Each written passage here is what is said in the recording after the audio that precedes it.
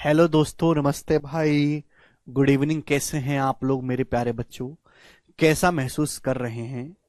और हम लोग नंबर सिस्टम पढ़ रहे हैं। नंबर सिस्टम में classification of numbers, unit digit, remainder theorem, a की पावर एन प्लस बी की पावर एन, डिविडेंड बराबर divisor into quotient plus remainder, divisibility rule, इतनी सारी अलग अलग वैरायटी के क्वेश्चंस बच्चों हमने पढ़े हैं। मजा आया ही होगा स्टूडेंट आप सभी लोगों को पढ़कर। ठीक है जी। और आज की क्लास में हम अपने नंबर सिस्टम का जो है आखिरी फिक्स टाइप शुरू करने वाले हैं। एपीजीपी मेरे दोस्तों आपके सामने arithmetic progression, AP, arithmetic progression, geometric progression और हार्मोनिक प्रोग्रेशन, ये मेरे दोस्तों आपको पढ़ना है। हालांकि इससे पेपर में कभी कभार सवाल आते हैं, कम सवाल आते हैं मेरे प्यारे भाई, लेकिन इसका यूज बहुत जगह होता है, इसलिए आपको डिटेल में पढ़ना पड़ेगा। तो सबसे पहले मेरे दोस्तों हम आपके सामने सिखाएंगे अर्थमेटिक प्रोग्रेशन, यानी कि समांतर श्रेणी। ठीक है, हमने यूट्यूब पे भी इसकी क्लास ली थी एक कुछ दिन पहले ही, वो भी आप लोगों ने शायद देखी होगी। अर्थमेटिक सीरीज, समांतर श्रेणी, शॉर्ट में मेरे प्यारे भी हम लोग इसको एपी कह देते हैं, एपी। ठीक है ना। वैसे बड़े दुख की बात है, ये 7वीं 8वीं क्लास में बच्चों को सिखाया जाता है। अगर आप 7वीं 8वीं क्लास में ढंग से पढ़ लेते तो आज आपको दोबारा पढ़ने की जरूरत ना पड़ती है। ठीक है प्यारे बच्चे, पर कोई बात नहीं, कुछ पढ़ाई नहीं करी तो मैं आपको सिखाऊंगा। आपने फीस दी है भैया छोटी सी हमें। चलिए बच्चों, अर्थमेटिक प्रोग्रेशन या फिर समांतर श्रेणी क्या होती है मेरे दोस्तों? भाई एक ऐसी सीरीज आप लिखो, एक ऐसी सीरीज जिनके दो टर्म का जो डिफरेंस है मेरे प्यारे भाई वो सेम रहे, लगातार दो पदों का जो अंतर है बराबर रहे। जैसे मैं आपके सामने लिखता हूं मेरे दोस्तों 5 8, ध्यान समझिएगा मेरे दोस्तों, 5 8 11 14 17 है भी मेरे दोस्तों 20 23। तो मेरे प्यारे भाई ये मैंने आपके सामने एक सीरीज लिखी है। अगर आप ध्यान से देखेंगे मेरे प्यारे भाई तो ये इस सीरीज का पहला पद है। पहले टर्म को हम T1 कहते हैं, पहले पद को हम क्या कहते हैं? T1 कहते हैं मेरे प्यारे भाई। या फिर हम इसको फर्स्ट टर्म भी कहते हैं, फर्स्ट टर्म। और बच्चों हम इसको स्मॉल ए से भी डिनोट करते हैं। फर्स्ट टर्म को किससे डिनोट करते हैं? स्मॉल ए से डिनोट करते हैं। तो पहला पद T1 है, दूसरा पद T2 है, तीसरे टर्म को हम कहते हैं T3, T मतलब टर्म, चौथे पद को हम क्या कहेंगे? T4, पांचवें पद को हम क्या कहेंगे? T5। इसी तरीके से चलता रहेगा। तो यहां पे अगर आप किन्हीं भी दो टर्म का डिफरेंस देखें तो बराबर है। भाई 5 से 8 कितना ज्यादा है? 3 का गैप है। 8 से 11 कितने का गैप है मेरे दोस्तों? 3 का गैप है भी। 11 से 14 के बीच में कितने गैप है बच्चों? 3 का गैप है। 14 से 17 के बीच में बच्चों कितने गैप है? 3 का गैप है। तो किन्हीं भी दो लगातार टर्म का जो अंतर है मेरे प्यारे भी सेम है, इसलिए इस सीरीज को हम क्या कहते हैं? अर्थमेटिक प्रोग्रेशन कहते हैं। और इसको हम बोलते हैं मेरे प्यारे भी कॉमन डिफरेंस। दो लगातार टर्म के बीच का जो डिफरेंस है मेरे प्यारे भाई, इसे कॉमन डिफरेंस कहा जाता है मेरे प्यारे भाई, या फिर हिंदी में हम लोग इसको कहते हैं सार्वंतर। तो फर्स्ट टर्म को मेरे प्यारे भाई हम ए से डिनोट करते हैं, ए से। आप बोलोगे हां जी सर बिल्कुल सही बात समझ में आई। तो कॉमन डिफरेंस को बच्चों हम डी से डिनोट करते हैं। तो कॉमन डिफरेंस का जो मतलब होगा कि भाई किसी भी टर्म में से, nth टर्म में से अगर आप उसके पिछले वाले टर्म को माइनस करेंगे तो कॉमन डिफरेंस आएगा मेरे प्यारे भाई। जैसे एग्जाम्पल के लिए अगर मैं पांचवें टर्म में से चौथे टर्म की वैल्यू को माइनस करूंगा, पांचवें टर्म में से चौथा टर्म आप माइनस करेंगे, 17 माइनस 14 3, कॉमन डिफरेंस आएगा। nth टर्म में से n माइनस 1वां, क्लियर है प्यारे भाई? क्या हुआ लोकेश?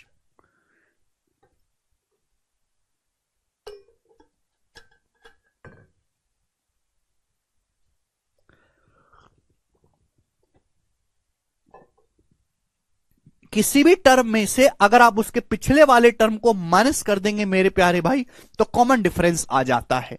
आप बोलोगे हां जी सर बिल्कुल सही, कोई प्रॉब्लम नहीं है, कोई परेशानी नहीं है। ये बात सभी बच्चों को समझ में आई। तो फर्स्ट टर्म को ए से डिनोट करते हैं, कॉमन डिफरेंस को बच्चों हम डी से डिनोट करते हैं। समांतर श्रेणी क्या होते हैं? एक ऐसी सीरीज जिसके मेरे दोस्तों दो लगातार टर्म का डिफरेंस बराबर रहे। बड़ी बेसिक सी बात है मेरे प्यारे भाई। आप बोलोगे हां जी सर बिल्कुल सही। देखो, अगर मैं आपसे कहूं कि कोई सीरीज ऐसी है, अगर मैं आपसे कहूं एक समांतर श्रेणी ऐसी है जिसका फर्स्ट टर्म ए है, अगर बच्चों मैं आपसे कहूं कि एक सीरीज ऐसी जिसका फर्स्ट टर्म ए है मेरे प्यारे भाई, क्लियर है, और कॉमन डिफरेंस डी है। कॉमन डिफरेंस मेरे दोस्तों क्या है? कॉमन डिफरेंस मेरे प्यारे भाई डी है। तो आप मुझे बताओ ये सीरीज क्या होगी? कॉमन डिफरेंस जो है बच्चों वो डी है। तो पहला टर्म तो ए होगा। अगर कॉमन डिफरेंस डी है तो अगला टर्म क्या होगा? ए प्लस डी होगा मेरे प्यारे भी। आप बोलोगे हां जी सर, भाई डी डी बढ़ता जाएगा। दूसरा टर्म क्या होगा? तीसरा टर्म सॉरी डी ऐड कर देंगे भाई, ए में डी ऐड करेंगे ए प्लस डी। तीसरा क्या आएगा? फिर से डी ऐड करेंगे ए प्लस टू डी। फिर चौथा टर्म क्या आएगा? फिर से डी ऐड करेंगे ए प्लस थ्री डी। आप बोलोगे जी सर बिल्कुल सही। तो बच्चों मैं आपसे जानना चाहता हूं कि इस सीरीज का nth टर्म क्या होगा मेरे दोस्तों? फिर nवां पद क्या होगा? अगर मुझे इस सीरीज का nवां पद निकालना है तो क्या होगा? आप देख रहे हैं मेरे दोस्तों, पहले टर्म में ए आ रहा है, दूसरे टर्म में क्या आ रहा है मेरे दोस्तों? 1 से गुणा हो रही है, डी में 1 से गुणा, तीसरे टर्म में 2 से गुणा हो रही है, चौथे टर्म में 3 से गुणा हो रही है। यानी कि हर टर्म में एक नंबर कम से मल्टीप्लाई हो रही है। तो nth टर्म जो होगा वो क्या होगा? a plus n minus one, एक नंबर कम से मल्टीप्लाई होगी, a plus n minus one into D. ये बात सभी को समझ में आ गई? भाई पहले टर्म में किससे है? 0 से गुणा है। अरे यार देखो ना, a को आप ऐसे लिख सकते हो, a प्लस 0 इंटू डी लिख सकते हो। a को क्या लिख सकते हो? a plus 0 into D. तो पहले टर्म में 0 से गुणा है, दूसरे टर्म में 1 से गुणा है, तीसरे टर्म में यहां 2 से गुणा है, चौथे टर्म में 3 से गुणा है। तो एक नंबर कम से गुणा हो रही है मेरे प्यारे भाई। तो nth टर्म में किससे गुणा होगी? n से एक नंबर क्या होता है? n माइनस वन होता है। यानी कि अगर आपको किसी भी समांतर श्रेणी का मेरे प्यारे भाई nth टर्म निकालना है तो nth टर्म की जो वैल्यू होती है वो a plus n minus one into D होगी मेरे दोस्तों। ये आपके सामने कंसेप्ट बन गया, एक फॉर्मूला बन गया। क्लियर? आप बोलोगे हां जी सर बिल्कुल सही। अभिनव क्या हुआ? किसी भी समांतर श्रेणी का जो nth टर्म होता है मेरे प्यारे भाई a plus n minus one into D होता है। अगर किसी को ये बात नहीं समझ में आई है तो रट लो, इससे ज्यादा टाइम है ही नहीं समझाने का ना समझने का आपके पास। अगर मेरे प्यारे भाई किसी सीरीज में इफ ए सीरीज यदि किसी समांतर if an AP has n number of terms, यदि किसी समांतर श्रेणी में कुल पदों की संख्या ही n है, n नंबर ऑफ टर्म्स, यदि किसी समांतर श्रेणी में कुल पदों की संख्या n है मेरे प्यारे भाई, आपके पास एक समांतर श्रेणी ऐसी है जिसके कुल पदों की संख्या ही n है, तो जो nth टर्म होगा यही समांतर श्रेणी का आखिरी टर्म हो जाएगा मेरे प्यारे भाई। तो इसी को मेरे दोस्तों हम कहते हैं लास्ट टर्म, आखिरी टर्म मेरे दोस्तों, आखिरी पद। अगर मैं आपसे कहूं मेरे प्यारे भाई किसी समांतर श्रेणी में पदों की संख्या n नंबर ऑफ टर्म्स हैं, अगर किसी समांतर श्रेणी में पदों की संख्या n है तो जो nth टर्म होगा वो सीरीज का आखिरी टर्म होगा। भाई मैं आपसे कहूं कि एक समांतर श्रेणी में 5 पद हैं, तो जो आखिरी पद होगा, पांचवा पद, वही आपका लास्ट टर्म बन जाएगा। यानी कि मेरे दोस्तों तो nth टर्म की जो वैल्यू होगी वो किसके बराबर होगी? लास्ट टर्म के बराबर होगी। और लास्ट टर्म को हम L से डिनोट करते हैं, तो a plus n minus one into D. ये आपका कंसेप्ट बन गया। आप बोलोगे हां जी सर बिल्कुल सही, मैं आपकी बात को अच्छी तरीके से समझ पाया, इसमें एक भी पैसे का डाउट नहीं है। ठीक है, L बराबर a plus n minus one into D. तो मैंने अभी आपको ये समझाया कि किसी भी समांतर श्रेणी का अगर आपको nth टर्म निकालना है तो फॉर्मूला क्या है? a plus n minus one into D. क्या डाउट है भाई विकास?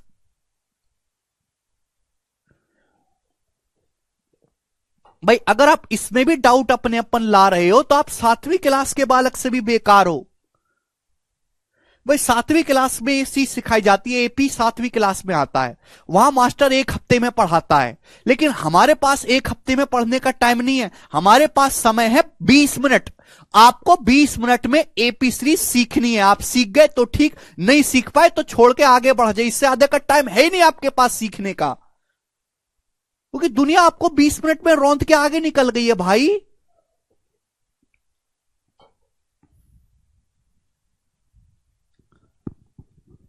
हद होती है किसी चीज की।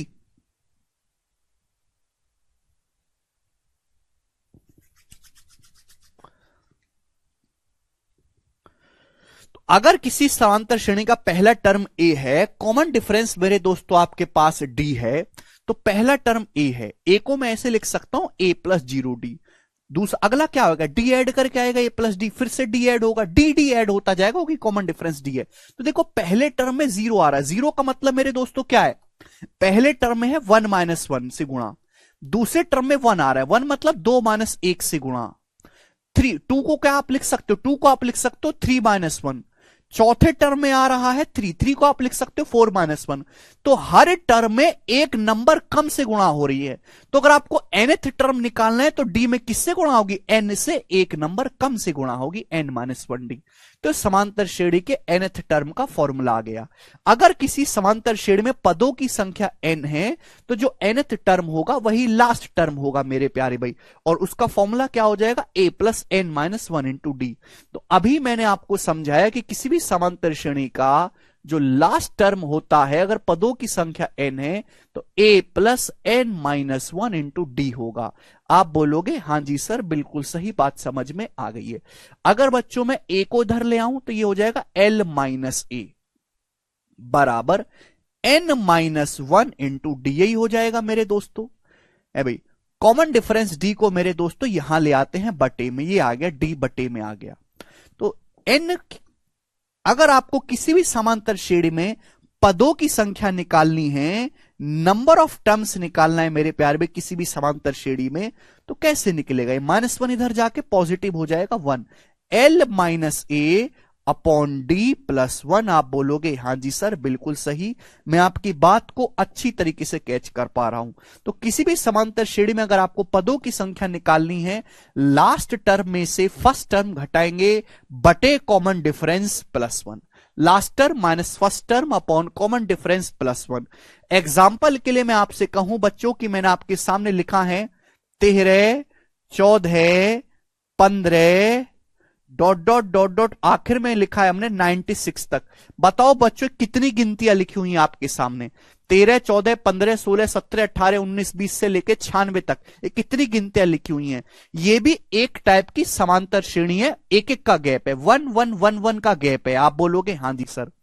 तो लास्ट टर्म क्या है 96, लास्ट टर्म है 96, पहला टर्म क्या है 13, लास्ट टर्म में से पहले टर्म को घटाएंगे, बटे कितना आएगा मेरे दोस्तों, एक एक का गैप है बटे 1। बच्चे क्या करते हैं 96 में से 13 घटा देते हैं, गलत बात है, एक आपको और ऐड करना होगा, 1 आपको और ऐड करना होगा। तो 96 माइनस 12 यानी कि 84 टर्म से कितनी गिनती आपके सामने लिखी हुई है, 84 गिनतियां मेरे दोस्तों आपके सामने लिखा हुआ है। समझ में आया, आप बोलोगे हां जी सर बिल्कुल सही। तो जब भी आपको लगातार संख्या काउंट करनी हो तो लास्ट में से पहला टर्म घटा के एक आपको ऐड करना पड़ेगा, 84 टर्म्स हैं। समझ में आ गया, आप बोलोगे हां जी सर बिल्कुल सही। अब इसी पर बेस्ड, पहले मैंने आपको जो बातें सिखाई हैं इसी पर बेस्ड मैं आपसे सवाल पूछता हूं, सवाल नंबर 1 जवाब दीजिएगा।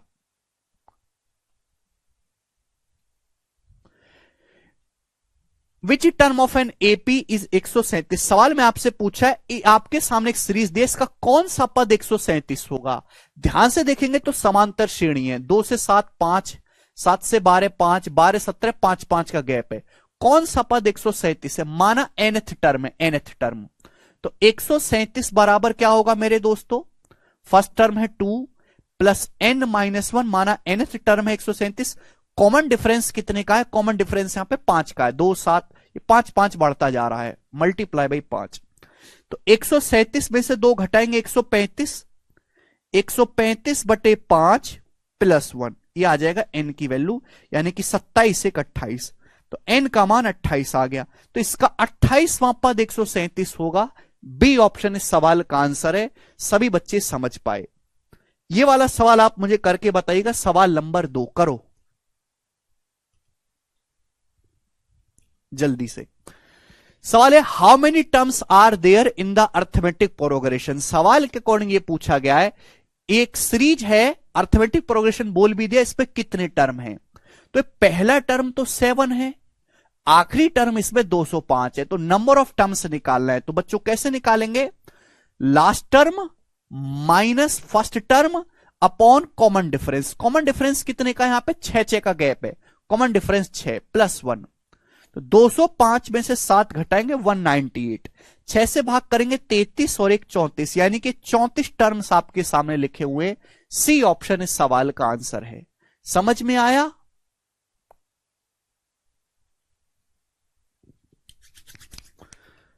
ठीक, आगे चलते हैं। ये सबसे बेसिक सवाल है, इससे नीच सवाल एपी का होता ही नहीं है, इससे नीचे कुछ नहीं है।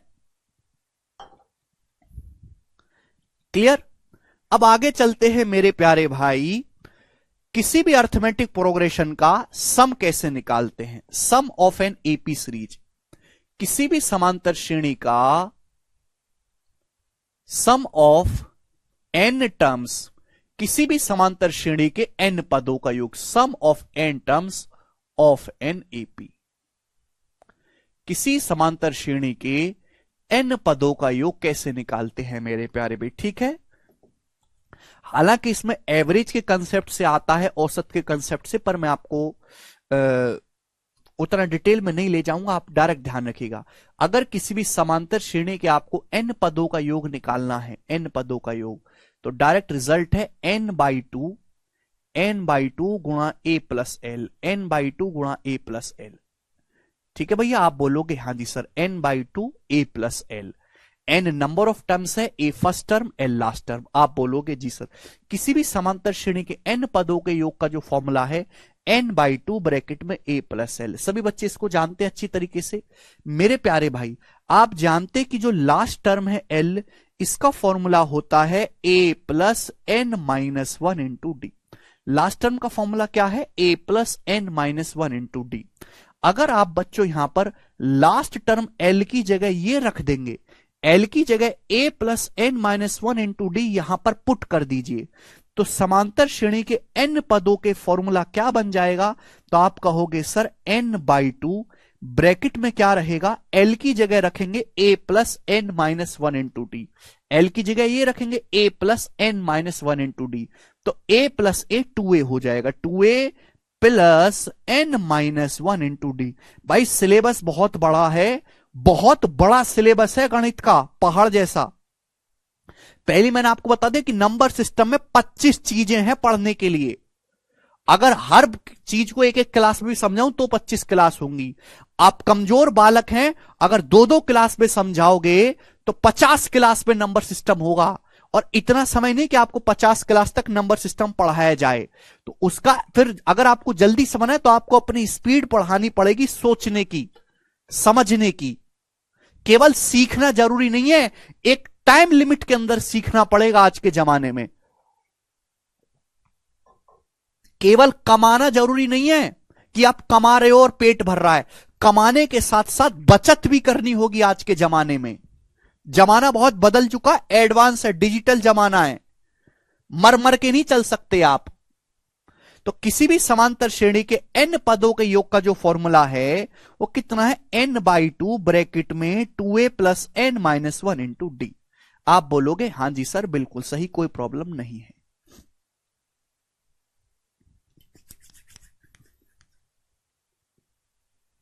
ठीक है जी, चलो अब जैसे इसी पर बेस्ड मैं आपसे जो मैं आपको कंसेप्ट बताऊंगा उसी पे बेस्ड में साथ साथ सवाल पूछता जाऊंगा। देखो एसएससी सीएचएसएल टियर 1 2022 के पेपर में बच्चों ये सवाल आया था, एकदम लेटेस्ट सवाल मैं आपको करा रहा हूं, जवाब दीजिएगा। सवाल है -9 -6 -3 श्रृंखला के कितने पद लिए जाने चाहिए कि सभी पदों का योग 45 हो जाए। कितने पद लेने चाहिए कि इस सीरीज के सभी पदों का योग 45 हो जाए। तो मैंने मान लिया कि माना n पद आपको लेने चाहिए, n टर्म्स आपको लेने चाहिए, माना इस सीरीज के n पदों का योग 45 होगा। तो बच्चों ये है क्या, ये एक समांतर श्रेणी है जिसका फर्स्ट टर्म क्या है, माइनस का 9। आप बोलोगे हाँ जी सर। यहां कॉमन डिफरेंस कितना है बच्चों, कॉमन डिफरेंस क्या होता है, T2 माइनस T1। भाई यहां पे 3 का डिफरेंस है, सेकंड टर्म में से पहला वाला टर्म घटाओ, -6 में से -9 को आप घटाएंगे तो 3 का गैप है मेरे प्यारे भाई, ठीक है ना। -9 में मेरे दोस्तों 3 जोड़ा -6 आया, -6 में 3 जोड़ा -3 आया। एक समांतर श्रेणी है, 3 का अंतर यहां पे चल रहा है। सेकंड टर्म में से पहले टर्म को घटाए 3 आया, तीसरे टर्म में से दूसरे टर्म को घटाएंगे तो भी 3 आएगा मेरे प्यारे भाई। तो कितने पदों का योग 45 होना चाहिए, तो नंबर यहां पे सम ऑफ दे रखा है जो 45 दिया है। माना इस रीच के n पदों का योग 45 है, तो n टर्म्स के सम का क्या फॉर्मूला है, n/2 ब्रैकेट में 2a।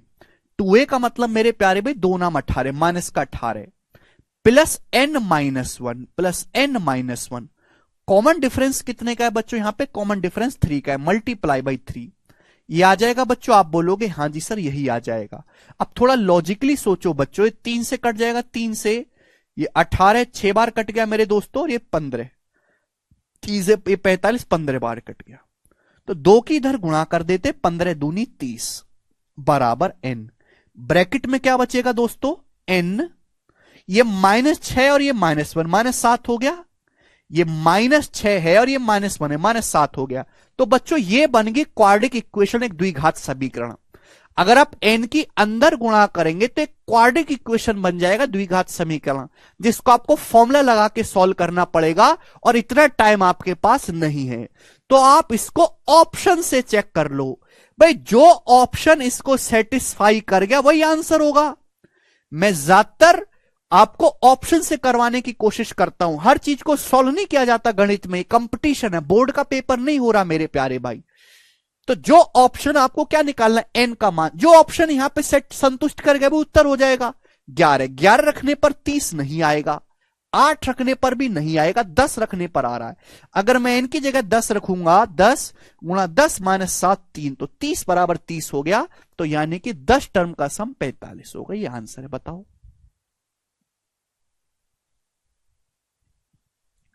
ठीक है। -18 कैसे आए मितेंद्र, -18 ऐसे आए, ये फॉर्मूला लगाया बेटा हमने मितेंद्र भाई, ये वाला फॉर्मूला लगाया, n/2 2a plus n-1 into D. Formula लिखते रहो।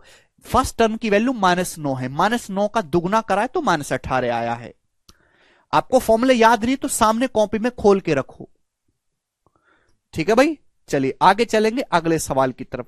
सवाल नंबर स्टूडेंट आपके सामने 4, जल्दी से बताइए।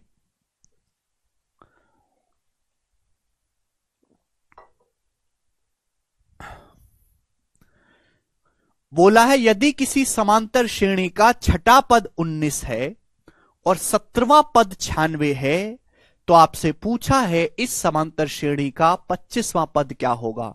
वेरी मैं इस सवाल का आपको सोर्स भी बताता हूं। यह सवाल एज इट इज सेचसल 2018 के पेपर का है।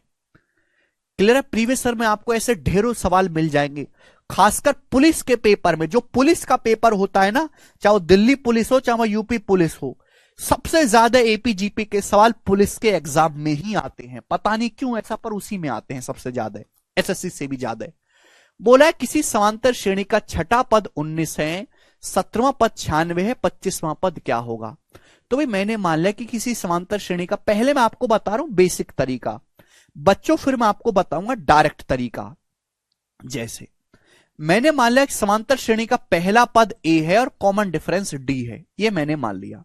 तो छठा पद क्या होगा, छठा पद क्या होगा मेरे दोस्तों, फॉर्मूला क्या है मेरे दोस्तों, अभी मैंने सिखाया a plus n-1 into D, है ना। 6 माइनस 1 5, a प्लस 5d। इसकी वैल्यू सवाल में 19 दी है। 17वां पद 96, 17वां पद क्या होगा मेरे प्यारे में, जवाब दीजिएगा 17वां पद क्या होगा। तो आप कहोगे sir a plus n-1, 17 minus 1 16। Formula ध्यान से देख लो कॉपी में, इसकी वैल्यू सवाल में 96 दी है। ये आ गया मेरे प्यारे भाई। पूछा क्या है आपसे, 25वां पद पूछा है बच्चों। 25वें पद की वैल्यू क्या आएगी मेरे प्यारे भाई, a plus 25 minus 1 into D. यही होता है ना मेरे प्यारे भाई, a plus n-1 into D. अब 25 माइनस 1 24 हो जाएगा, तो a प्लस 24d। अब आपको इस सवाल को सॉल्व करने के लिए फर्स्ट टर्म निकालना है और कॉमन डिफरेंस निकालना है। क्लियर? आप बोलोगे जी सर बताओ कैसे निकालें। तो मेरे प्यारे भाई ये दोनों इक्वेशन है, यहां से हमको सॉल्व करना है। ए का मान भी निकालना है, डी का। अगर मैं इसमें से इसको घटाता हूं मेरे दोस्तों, इसमें से इसको माइनस कर देता हूं, तो भाई ए से ए कट जाएगा, 16 में से 5d घटाएंगे 11d आएगा मेरे दोस्तों, 11d बराबर कितना, 96 में से 19 घटाएंगे, 96 में से 19 घटाएंगे 77 आ जाएगा मेरे प्यारे भी। आप बोलोगे जी सर, तो कॉमन डिफरेंस आ गया 77/11 7, तो कॉमन डिफरेंस की वैल्यू 7 आ गई। ये बात सभी बच्चों को समझ में आ गई? आप बोलोगे हाँ जी सर। क्या किया है मैंने, दूसरी इक्वेशन में से पहली इक्वेशन को घटा दिया, घटाया तो ए से ए कट गया, 16 - 5 11d आ गया मेरे दोस्तों, डी की वैल्यू 7, डी का मान आ गया। अब ए का मान निकालना है, ए का मान कहां से आएगा, यहां से, बट डी की वैल्यू 7 है, डी की वैल्यू चाहे यहां रख लो चाहे यहां रख लो आ जाएगा, मैं यहां रख लेता हूं, ए प्लस डी की जगह 7 रखेंगे, 7 × 5 = 35 बराबर आ गया मेरे दोस्तों 19। तो ए का मान आ जाएगा बच्चों 19 - 35 यानी कि -16। तो फर्स्ट टर्म जो है बच्चों आपका -16 आ गया। क्लियर? आप बोलोगे हाँ जी सर। सवाल में आपसे 25वां टर्म पूछा है, ए की वैल्यू बच्चों -16 है, प्लस कॉमन डिफरेंस यहां पे 7 है, 7 रखेंगे तो 24 की 7 में गुणा होगी, 24 × 7 = 168 होता है, 168 में से 16 घटाएंगे तो 152। 152 इस सवाल का आंसर है, जिसे सभी बच्चे अच्छे से समझ पा रहे हैं।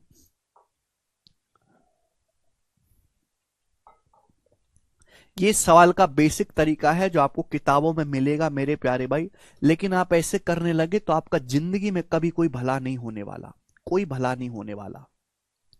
ये सब फर्जी है मेरे प्यारे भाई, इतना कुछ भी करने की जरूरत नहीं है, डायरेक्ट सोचो। आप मुझे बेटा ये बताओ कि छठा पद मेरे दोस्तों 19 है, कॉमन डिफरेंस क्या होता है? जैसे आप यहां से देखने की कोशिश करो मेरे दोस्तों, यहां से, ये आपके सामने मैंने स्टैंडर्ड सीरीज लिखी है, ये वाली स्टैंडर्ड सीरीज है, दिखाई दे रहा, ए प्लस डी, ए प्लस 2d, ए प्लस 3d, ए प्लस ये n-1d। यहां पे आइए मेरे दोस्तों, एक बात बताइए, जो छठा टर्म है, छठे टर्म से अगर मुझे 17वें टर्म तक जाना है तो कैसे जाऊंगा? छठे टर्म और 17वें टर्म के बीच में गैप कितने का है? 11 का। छठवें टर्म से अगर मुझे 17वें टर्म में छलांग लगानी है तो बीच में 11 का गैप है, 11 का, जबकि बीच में गैप है कितना भाई, 2 टर्म के बीच में डिफरेंस होता है d का, समांतर श्रेणी में 2 लगातार टर्म के बीच में d का डिफरेंस है मेरे प्यारे भाई। तो छठे और 17वें टर्म में 11 का अंतर आ रहा है, तो डिफरेंस 11 आएगा, 11d का डिफरेंस आना चाहिए। डायरेक्ट ही बात आप डायरेक्ट नहीं कर सकते थे भाई, 16d और 5d डिफरेंस 11d नहीं आएगा। मैं अगर आपसे ये कहूं कि तीसरे टर्म से अगर मुझे 5वें टर्म में पहुंचना है तो कैसे पहुंचोगे? तीसरा टर्म जो होता है वो a + 2d होता है, पांचवा जो टर्म होगा वो a + 4d होगा। तो तीसरे टर्म से अगर 5वें टर्म में पहुंचना है तो 2d आपको ऐड करना होगा, तो 5वें टर्म की जो वैल्यू होगी वो कुछ और नहीं है, वो तीसरे टर्म में आप 2d और ऐड कर दीजिए। क्या आपके लॉजिक क्लियर हुआ? क्या आपको लॉजिक क्लियर हुआ कि नहीं हुआ? इतना कुछ करने की जरूरत ही नहीं है मेरे प्यारे भाई। अगर आपको यह बात समझनी है, ध्यान सुनेगा, छठवां पद 19 है, 17वां पद 96 है, तो छठवें और 17वें पद के बीच में जो डिफरेंस आएगा वो कॉमन डिफरेंस का 11 बार डिफरेंस आएगा, है ना? कितने का डिफरेंस है? 11 डिफरेंस है, 11d, जबकि डिफरेंस है कितना छठे और 17वें टर्म में? 96 में से 19 घटाइए 77 का, तो कॉमन डिफरेंस की जो वैल्यू वो 7 आ गई। ये आप कर सकते थे बच्चों, इतना लिखने की आपको जरूरत ही नहीं थी, सीधा सवाल में ही हो जाएगा। सवाल में आपसे पूछा है 25वां पद क्या होगा, 25वां पद आपसे पूछा है सवाल में। अच्छा बच्चों, मुझे ऑलरेडी सवाल में 17वां टर्म दे रखा है 96, मुझे सवाल में 17th टर्म की वैल्यू 96 दे रखी है। अगर बच्चों मुझे 17वें टर्म से 25वें टर्म पे आना है तो कैसे आऊंगा? 25 और 17 के बीच में 8 का गैप है, मुझे 8 छलांग मारनी पड़ेगी, हर छलांग में कॉमन डिफरेंस d का आएगा, तो 8 छलांग में 8d का डिफरेंस आएगा, यही तो होगा मेरे प्यारे भाई। अगर मुझे 17वें टर्म से 25वें टर्म पे जाना है तो भैया मुझे कितने टर्म का गैप आ रहा है, 8 का, 8 छलांग मारनी पड़ेगी। हर छलांग मतलब कॉमन डिफरेंस d, तो 8 छलांग का मतलब मुझे 8d इसमें ऐड करना पड़ेगा। आप बताओ 17वां टर्म डायरेक्ट मुझे 96 दे रखा है, कॉमन डिफरेंस बच्चों मैंने निकाल ही लिया यहां से 7, तो 8 की जब 7 में गुणा होगी 56, 8 सत्ते 56, 96 में 56 आप जोड़ेंगे 152। इस सवाल का आंसर आ गया, सेकंड्स में आप कर पाए। या आपको इक्वेशन वगैरह बनाने की कोई जरूरत नहीं है, ये आपको कुछ भी नहीं लिखना। इस सवाल का सॉल्यूशन केवल इतना सा है जो आपको दिखाई दे रहा है।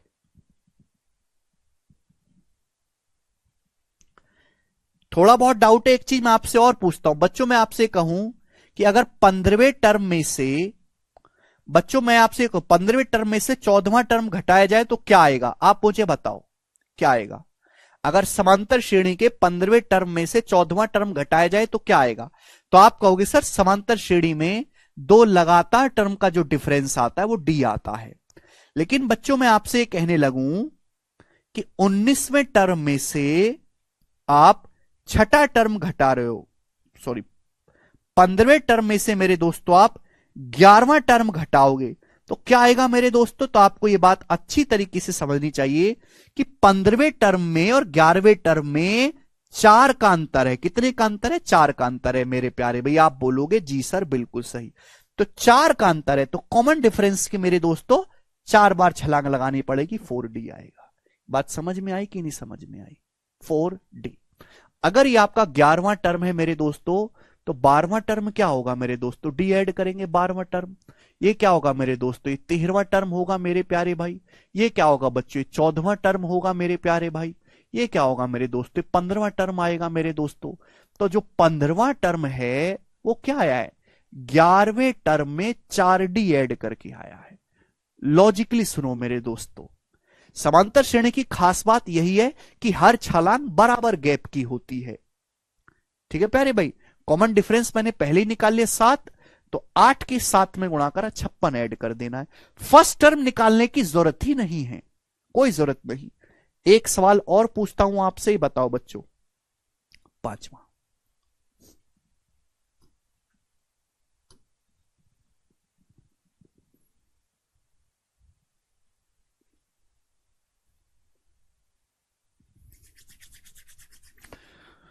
बोला है किसी समांतर श्रेणी के पहले 14 पदों का योग 1050 है। इस समांतर श्रेणी का पहला पद 10 है। कैसा पहला पद 10 है, तो आपसे पूछा है मेरे प्यारे भाई 20वां पद ज्ञात करेंगे। 20वां पद ज्ञात करिए बच्चों, करो। देखो बच्चों बड़ी बेसिक सी बात है, इस सवाल को सॉल्व करने के लिए आपको कॉमन डिफरेंस निकालना है मेरे प्यारे भाई। अगर किसी समांतर श्रेणी के पहले 14 पदों का योग 1050 है, 14 पदों का योग क्या होता है मेरे दोस्तों, समांतर श्रेणी के n टर्म का फॉर्मूला क्या है, मैंने आपको लिखवाया है यार, बार बार फॉर्मूला मत लिखवाया करो। किसी भी समांतर श्रेणी के n टर्म्स का जो फॉर्मूला है n/2, ब्रैकेट में आएगा 2a plus n minus 1 into D, यही है फॉर्मूला मेरे प्यारे भाई। 1050 मेरे दोस्तों पहले 14 पदों का योग है, तो 1050 क्या आएगा, 14/2 7 इंटू ब्रैकेट में 2a। पहला जो पद है मेरे दोस्तों वो 10 है, तो 2a का मतलब हो जाएगा 20 plus n minus 1, n minus 1 मतलब 14 में से 1 घटाएंगे 13। कॉमन डिफरेंस आ गया बच्चों यहां से d, आप बोलोगे जी। तो 7 से ही मेरे दोस्तों कितनी बार कट गए, 1050 से कट गया मेरे दोस्तों आपका 115, 150 बार। आप बोलोगे हाँ जी सर बिल्कुल सही। 150 में से 20 घटाएंगे 130, 130 को 13 से भाग करेंगे 10, तो कॉमन डिफरेंस 10 आ गया। आ गया, तो पहला पद भी 10 आ गया, कॉमन डिफरेंस भी 10 आ गया। 20वां पद पूछा है, तो 20वां पद क्या आएगा, a plus n minus 1, n minus 1 मतलब 19, कॉमन डिफरेंस 10 है, तो 190 प्लस 10 यानी कि 200, तो 200 इस सवाल का आंसर आ जाएगा, ए ऑप्शन। तो देखो कितना अच्छा सवाल है, 2 बार आपको फॉर्मूला लगाना पड़ा। पहले सम के फॉर्मूले से आपने कॉमन डिफरेंस निकाला, फिर आपने मेरे दोस्तों यहां से 20वां पद निकाल लिया। आगे चलते हैं, ये बताइएगा। करो बच्चों, सवाल नंबर 6 बनाइए।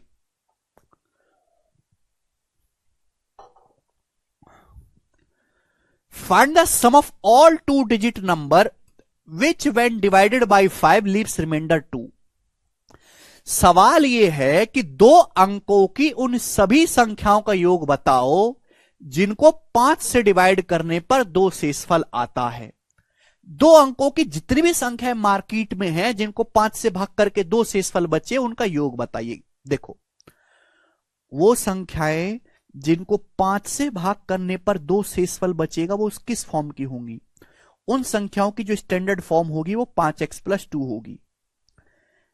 है भाई, 5x+2 एक ऐसा नंबर है जिसको 5 से भाग करने पर हमेशा 2 शेषफल बचेगा। ये तो 5 से कट ही जाएगा, हमेशा क्या शेषफल बचेगा? 2। लेकिन आपको जो संख्याएं चाहिए वो 2 अंकों की चाहिए। तो आप मुझे बच्चों ये बताओ, 2 अंकों की ऐसी कितनी संख्याएं हैं, 2 अंकों की कौन कौन सी संख्याएं हैं जिनको 5 से भाग करने पर 2 शेषफल बचता है? अगर मैं x की जगह 1 रखूंगा, 7 2 अंकों की संख्या नहीं है। x की जगह 2 रखूंगा, अगर मैं x की जगह बच्चों 2 पुट करूंगा मेरे प्यारे भाई, तो 5 दूनी 10, 10 और 2 12।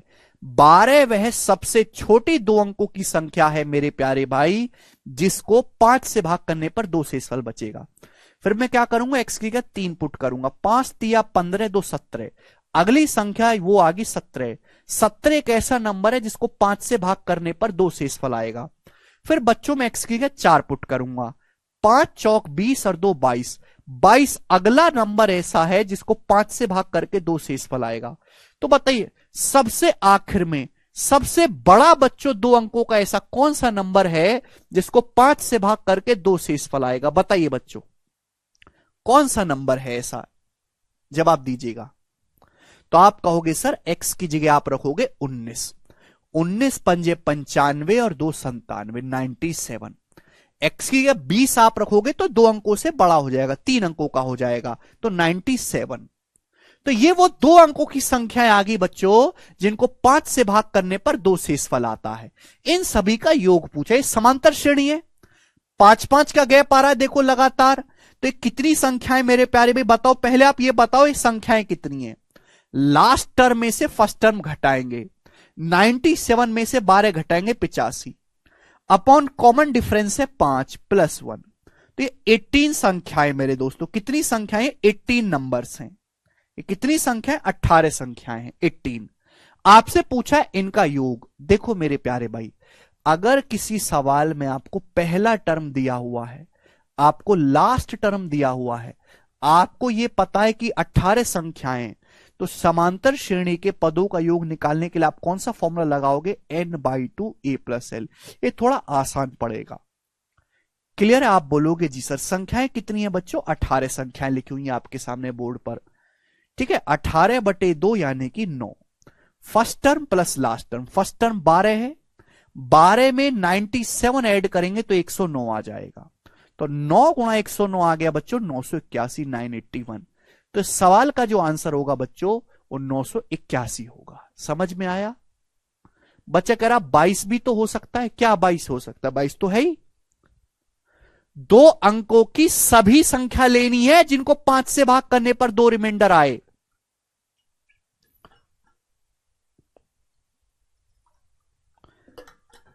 बताओ।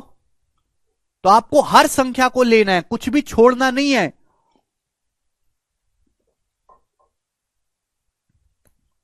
नहीं, जिस सवाल में आपको पहला टर्म दिया हुआ है, लास्ट टर्म दिया हुआ है, वहां ये वाला फॉर्मूला लगाओगे, इजी रहेगा, कम लिखना पड़ेगा, कम कैलकुलेशन होगी। सर नेगेटिव नंबर भी तो ले सकते बेटा। सवाल में 2 डिजिट नंबर बोला है, 2 डिजिट नंबर मतलब आप केवल पॉजिटिव नंबर्स लीजिएगा। 18 कैसे आया बेटा? फॉर्मूला लगाया मैंने नंबर ऑफ टर्म्स का। यार तुम कैसे राक्षस आदमी हो यार, हर बात में आपको इतना स्लोली नहीं समझा सकता। ये वाला फॉर्मूला लगा दिया नंबर ऑफ टर्म्स निकालने के लिए, last term minus first term upon common difference +1। हद होती है यार किसी चीज की, इतना धीरे सीखोगे तो कभी नहीं सीख सकते आप।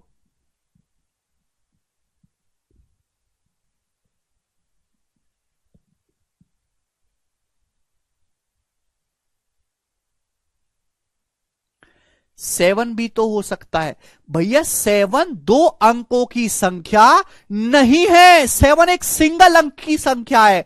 आपको 2 अंकों की संख्या लेनी है।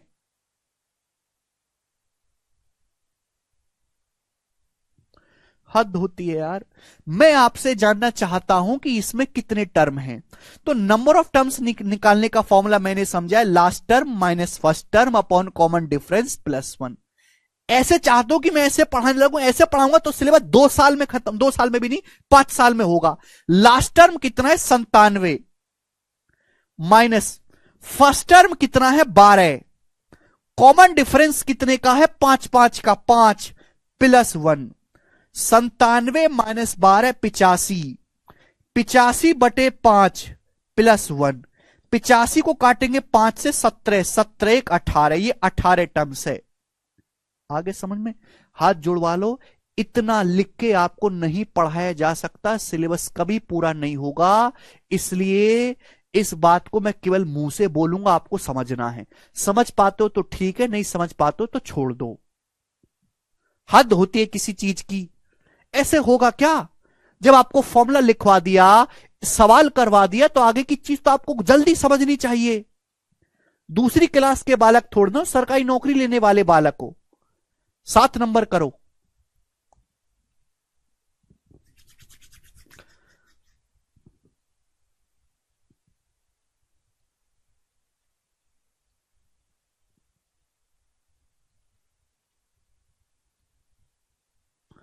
फॉर्मूला लिख लो ना, सामने फॉर्मूला खोल के बैठो। अंकुर बोले एक समांतर श्रेणी के पहले 32 पदों का योग ज्ञात करिए। यदि पांचवा पद 108 है और 28वां पद 250 है। बहुत तगड़ा सवाल है ये। सवाल में ये बोला है एक समांतर श्रेणी के पहले 32 पदों का योग ज्ञात करिए। यदि पांचवा पद 108 है और 28वां पद 250 है। ऑप्शन आपके सामने है, 4 ऑप्शन। बच्चों देखो, मैं आपको कंसेप्ट समझाता हूं, ध्यान से सुनेगा भाई। मैंने आपको ये लिखवा दिया बच्चों, मैंने आपको डायरेक्ट लिखवा दिया। बाकी तो मैंने आपको सब प्रूफ करके समझाया है कि बताओ nth टर्म कैसे आया है, लास्ट टर्म का फॉर्मूला कैसे आया, नंबर ऑफ टर्म्स का फॉर्मूला कैसे आया। ठीक है ना?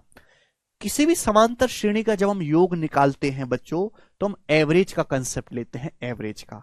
जैसे बच्चों मैं आपसे सामने एक सीरीज लिखता हूं, समांतर श्रेणी लिखता हूं मैं आपके सामने 5 8, अभी मेरे दोस्तों 11, 11 के बाद 14, 14 के बाद मेरे प्यारे भाई यहां पे हो जाएगा 17। ये क्या है बच्चों? एक समांतर श्रेणी में मैंने 5 टर्म लिखे, 3 का अंतर है इनमें। अगर आप किसी भी समांतर श्रेणी का औसत निकालते हैं, औसत एवरेज, अगर आप किसी भी समांतर श्रेणी का मेरे प्यारे भी आप एवरेज निकालते हैं, तो एवरेज हमेशा मिडिल नंबर होता है, बिल्कुल बीचों बीच की संख्या। जो नंबर बिल्कुल बीचों बीच में पड़ेगा वही समांतर श्रेणी का एवरेज होगा। तो यहां पे मैंने 5 संख्याएं लिखी हैं, बीचों बीच में कौन सा नंबर पड़ रहा है? 11। तो ये इनका औसत होगा। औसत का मतलब है मेरे प्यारे भाई कि ये 5 नंबर है। अगर आप इन पांचों संख्याओं को जोड़ के, औसत का मतलब होता है कि अगर आप ये कितनी संख्या, 5 संख्याएं, अगर आप इन पांचों संख्याओं को जोड़ के मेरे प्यारे भाई 5 से भाग कर दो। औसत का मतलब होता है सारे जितनी संख्याओं का आपको औसत निकालना है उन सभी को जोड़ लीजिए। कितनी संख्या? 5 संख्या, 5 से भाग कर लीजिए, ये होता है औसत का मतलब। तो अगर आपके पास एक समांतर श्रेणी है तो जो एवरेज होता है बच्चों वो बिल्कुल बीचों बीच की संख्या होती है मेरे प्यारे भी, औसत। क्लियर है? आप बोलोगे हां जी सर, यानी कि औसत जो है वो 11 है। समझ में आया? आप बोलोगे हां जी सर, बिल्कुल बात समझ में आई है। और अगर इस औसत को ध्यान से देखेंगे, प्यार से समझिएगा, तो पहली और आखिरी संख्याओं को मेरे दोस्तों जोड़ के आधा करो, पहली और आखिरी संख्या को जोड़ के आधा करो तो भी 11 आएगा। स्टार्टिंग से दूसरी और आखिरी से दूसरी संख्या को जोड़ के आधा करो मेरे दोस्तों तो भी 11 आएगा। क्लियर है? आप बोलोगे हां जी सर, बिल्कुल सही बात, समझ में आ गई एकदम अच्छी तरीके से। तो एवरेज जो है मेरे प्यारे भाई, स्टार्टिंग से पहली, आखिर से पहली, उनको जोड़ के आधा करो, बीच का नंबर आएगा। स्टार्टिंग से दूसरी, आखिर से दूसरी संख्या को जोड़ के आधा करो, एवरेज आएगा। स्टार्टिंग से तीसरी, आखिर से तीसरी संख्या को जोड़ के आधा करो मेरे प्यारे भाई, एवरेज आएगा, मिडिल नंबर आएगा। आप बोलोगे हाँ जी सर बिल्कुल सही, बात समझ में आ गई। तो ये मेरे दोस्तों संख्याओं का औसत है 11। अगर मुझे इन पांचों संख्याओं का योग निकालना है, अगर 5 संख्याओं का योग निकालना है भाई, इन पांचों संख्याओं का बच्चों एवरेज कितना है? 11। 11 आया कैसे है? पहले नंबर को और आखिरी नंबर को मेरे प्यारे भी जोड़ के आधा कर दो मेरे प्यारे भी, ये एवरेज है, एवरेज। औसत को, ये कितनी संख्या, ये है औसत। अगर औसत को संख्या कितनी है? 5। 5 से बच्चों अगर आप गुणा कर देंगे तो योग आ जाएगा मेरे दोस्तों। आप बोलोगे हाँ जी सर, यानी कि इनका जो योग है मेरे दोस्तों 55 है। तो यही तो मैं आपको कंसेप्ट सिखाना चाहता हूं मेरे प्यारे भाई, यही तो हम इतनी देर तक सीखे कि अगर आपके पास एक समांतर श्रेणी है ए प्लस डी है भाई, ए प्लस 2d, और आखिर में मेरे दोस्तों ये एल, ये समांतर श्रेणी है। अगर मैं समांतर श्रेणी का एवरेज निकालूं, औसत मतलब बीचों बीच की संख्या, तो पहले नंबर को और आखिरी नंबर को जोड़ के आएगी, पहले नंबर को और आखिरी नंबर को जोड़ के आधा कर दो, ये इन संख्याओं का औसत है। अगर इस समांतर श्रेणी में n टर्म्स है, n टर्म्स, कितने पद है? n terms. भाई एवरेज तो ये आ गया, एवरेज नहीं चाहिए हमको, योग निकालना है। अगर आप किसी बच्चे को एवरेज ही नहीं आता तो छोड़ दो, पढ़ाई छोड़ दो बेटा। अगर किसी बच्चे को एवरेज ही नहीं पता क्या होता है, छोड़ दीजिए। एवरेज आ गए, संख्याएं कितनी है? n टर्म्स है। तो अगर मैं इसमें n से गुणा कर दूंगा मेरे दोस्तों, सम में n से गुणा कर दूंगा प्यारे बच्चे, तो सम आ गया कि नहीं आ गया बताओ? एवरेज में अगर n से गुणा कर देंगे तो समांतर श्रेणी का सम आ गया कि नहीं? यही तो फॉर्मूला लिखवाया था मैंने आपको, n/2 a + l। तो यहां से फॉर्मूले का जन्म हुआ है। तो समांतर श्रेणी का जो फॉर्मूला आया है योग का, वो एवरेज के कंसेप्ट से आया है। समझ में आया? आप बोलोगे हाँ जी सर बिल्कुल सही। अच्छा, मैं आपको सिखाना क्या चाहता हूं? मैं आपको सिखाना ये चाहता हूं, ये बात तो आप सीख गए कि किसी भी समांतर श्रेणी में जो पहले पद का और जो आखिरी पद का योग है, स्टार्टिंग से पहला और आखिरी से पहला, इनका जो योग है वो बराबर होगा मेरे प्यारे में। किसके बराबर होगा? ध्यान सुनेगा, स्टार्टिंग से दूसरा और आखिर से मेरे दोस्तों दूसरा। भाई स्टार्टिंग से दूसरा और आखिर से दूसरा, इनका योग मेरे दोस्तों बराबर आएगा। आप बोलोगे हाँ जी सर, ये भी बहुत इंपॉर्टेंट कंसेप्ट है, सारे बच्चे इस बात को कॉपी में उतार लो। किसी भी समांतर श्रेणी में स्टार्टिंग से पहला, आखिरी से पहला, उनको जोड़ो। स्टार्टिंग से दूसरा, आखिर से दूसरा, इनको जोड़ो। स्टार्टिंग से तीसरा, आखिर से तीसरा, उनको जोड़ो। स्टार्टिंग से चौथा, आखिर से चौथा, उनको जोड़ो। योग हमेशा बराबर ही आएगा मेरे प्यारे भाई। आप यहां से ऑब्जर्व भी कर पा रहे भाई, इनका योग क्या है? 5 17 22, इनका योग देखो 8 14 22। योग हमेशा बराबर ही आना है। अगर आपको यह बात समझ में आई है मेरे प्यारे भाई, तो इस कंसेप्ट का इस्तेमाल करके ये वाला सवाल आप बहुत जल्दी कर सकते हैं। बोला है किसी समांतर श्रेणी के पहले 32 पदों का योग बताओ, पहले 32 पदों का। यदि पांचवा पद 108 है, पांचवा पद मेरे दोस्तों 108 है, और 28वां टर्म मेरे दोस्तों 250 है, 28 टर्म्स जो है मेरे प्यारे में 250 है। यह सवाल मैं आपको दिया हुआ है, आपसे पूछा है 32 पदों का योग बताइएगा मेरे प्यारे भाई। बच्चों ध्यान से सुनो, जो कमजोर बालक होगा वो क्या आएगा? दे फॉर्मूले पे फॉर्मूला, फॉर्मूले पे फॉर्मूला लगाएगा, फर्स्ट टर्म निकालेगा, कॉमन डिफरेंस निकालेगा, तब सॉल्व करेगा और जिंदगी नरक कर लेगा। सॉल्व तो उसने कर ले, लेकिन उसकी नौकरी कभी नहीं लगने वाली। दिमाग तेज लगाओ, तेज। दिमाग नहीं है तो छोड़ दो, और है तो तेज लगाओ। समांतर श्रेणी के पहले 32 पदों का योग निकालना है। किसी भी समांतर श्रेणी के अगर आपको 32 पदों का योग निकालना है तो फॉर्मूला क्या है? n/2 first term plus last term. आप बोलोगे हां जी सर बिल्कुल सही। भाई 32/2 क्या है? 16। फर्स्ट टर्म का मतलब है t1, लास्ट टर्म का मतलब, अगर समांतर श्रेणी में 32 पद हैं तो जो लास्टवां टर्म होगा वो 32वां टर्म होगा मेरे प्यारे भाई। जो लास्टवां टर्म होगा वो 32वां टर्म होगा। फर्स्ट टर्म का मतलब T1, लास्टवा टर्म मतलब T32, 32वां। अब बताओ, अगर किसी समांतर श्रेणी में कुल टर्म ही 32 है तो पहले टर्म का और आखिरी टर्म का जो योग होगा वो किसके बराबर होगा? क्या आपको नहीं दिखाई दे रहा कि 1 और 32 33 है, 5 और 28 भी 33 है, स्टार्टिंग से 5वां और आखिरी से 5वां, इनका योग बराबर होना चाहिए। आप बोलोगे हां जी सर, बहुत बढ़िया, ये बात समझ में आई है, मजेदार कंसेप्ट है मेरे दोस्तों। अगर किसी समांतर श्रेणी में टोटल 32 टर्म है तो जो 32वां टर्म होगा वो आखिरी टर्म होगा, पहले और आखिरी टर्म का योग बराबर है स्टार्टिंग से 5वां और आखिर से 5वें के योग के। ध्यान से देखोगे, 1 और 32 33 है, 5 प्लस 28 33 है, टोटल जोड़ के 33 आना चाहिए मेरे प्यारे बच्चों। आप बोलोगे हां जी सर, लॉजिक क्लियर हुआ, कुछ भी आपको निकालने की जरूरत नहीं थी, जैसे मैंने आपको यहां समझाया एग्जाम्पल से कि पहले और 5वें टर्म का जो समय वही दूसरे और चौथे टर्म का समय मेरे प्यारे भी टोटल जोड़ के बराबर आता है। आप बोलोगे सर कंसेप्ट क्लियर है। तो बच्चों ये सवाल इसी तरीके से डिजाइन किया गया था कि बच्चे फॉर्मूला ना लगाएं, ये जो वैल्यू दिए बड़े हिसाब से एग्जामिनर ने दी है, पहले और 32वें टर्म का जो योग आएगा वही 5वें और 28वें टर्म का योग होगा। आप बोलोगे जी सर, लॉजिकली आपको सोचना था, 32/2 तो 16 है, और मेरे दोस्तों क्या हो जाएगा 5वां और 28वां, 108 प्लस 250 कितना आ जाएगा 358। तो 16 गुणा 358 मेरे दोस्तों इस सवाल का आंसर है। एंड में मेरे प्यारे भाई क्या आएगा, ये 4800 और मेरे दोस्तों 800, यानी कि मेरे प्यारे भाई इससे बड़ा हो जाएगा। ये ऑप्शन आंसर है 5728, ए ऑप्शन करेक्ट है।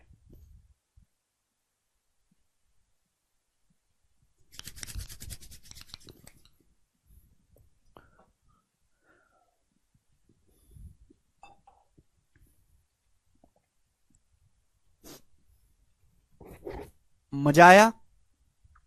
बुद्धि चाहिए।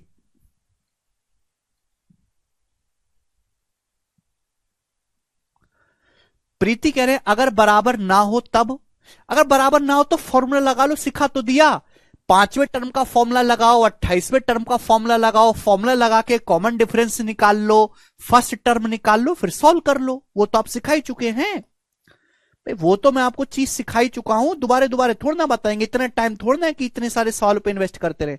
जैसे हमने ये सवाल किया फिर वैसे होगा।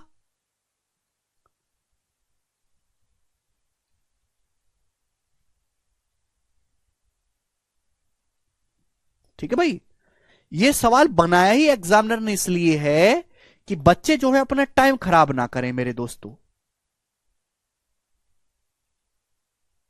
ठीक, आगे चलेंगे। और रोना बंद कर दो, कुछ तुमको 7वीं क्लास के बालक नहीं हो, तुमको 7वीं क्लास के बालक की तरह समझाऊं। ठीक है, एक आईक्यू लेवल है तुम्हारा, सरकारी नौकरी की तैयारी करो तो सरकारी नौकरी की तैयारी में जो स्पीड चाहिए उसी स्पीड से आपको समझना पड़ेगा।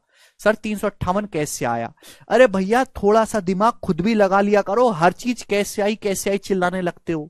अरे 5वां टर्म 108 है, 28वां टर्म 250 है, 108 में 250 नहीं जोड़ सकते, 108 में 250 जोड़ोगे 358 आया। हद होती है किसी चीज की भाई, हर चीज को बोर्ड पे नहीं लिखा जा सकता। मैं बोल रहा हूं उसे लिखा समझो आप, मैंने बोल दिया आपने सुन लिया और समझ लिया। हर चीज को बोर्ड पे लिख लिख के करने लगे तो एक सवाल ही 10 मिनट में होगा और आपका कभी एग्जाम निकल ही नहीं होगा, क्योंकि बुद्धि आपकी इतनी स्पीड स्लो हो जाएगी कि आप पूरा पेपर अटेम्प्ट भी नहीं कर पाओगे।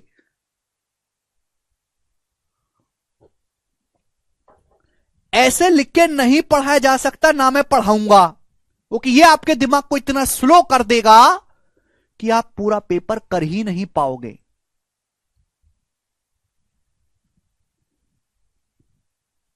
आगे चलते हैं, अगला सवाल।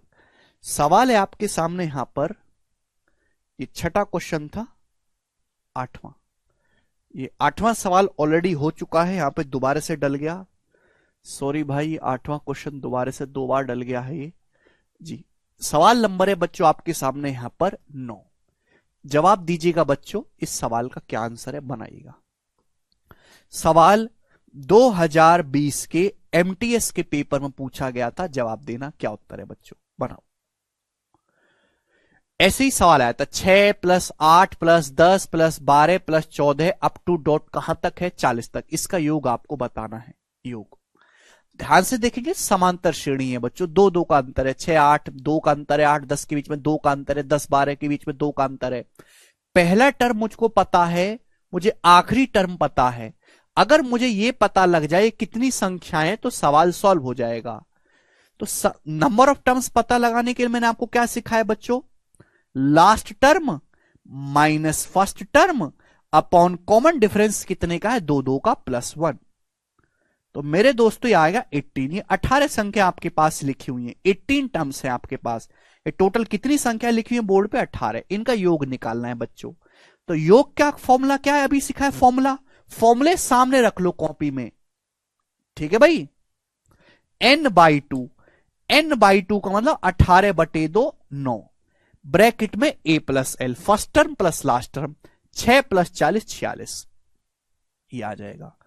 तो भाई 9 की 46 में गुणा करेंगे तो ये तो उत्तर नहीं आने वाला, ये गलत बात है। दो ऑप्शन हो गए, 9 से कटने वाला आएगा, ये ऑप्शन 9 से नहीं कटता, ये वाला ऑप्शन 9 से कट रहा है, ये करेक्ट है। डी ऑप्शन इसका आंसर है। बताइए, ये तो बेसिक सवाल हो गया ना एकदम। अब मैं बार बार फॉर्मूला लिखूं, है ना, वो पॉसिबल नहीं है बेटा। फॉर्मूला आपकी कॉपी में लिख गया है, आप उसको याद कर लो। मैं तो आपको उतना ही लिख के सिखाऊंगा जितना आपको एग्जाम में लिखना है। हाँ, बोलूंगा मैं सारी चीज की मैंने ये किया है, ठीक है भाई। केवल सीखना जरूरी नहीं है, उसको जल्दी करना भी जरूरी है एग्जाम में। आगे चलेंगे, सवाल नंबर है स्टूडेंट आपके सामने यहां पर 10। ये बताइएगा बच्चों, बहुत अच्छा सवाल है बच्चों ये वाला भी। ये सवाल इस साल के सीएचएसएल के पेपर में आया है। सीएचएसएल के पेपर में जवाब दो, खुद से सोचने की कोशिश करो इस सवाल का क्या आंसर है। 2022 का बिल्कुल लेटेस्ट सवाल बनाइए बच्चों, करिए।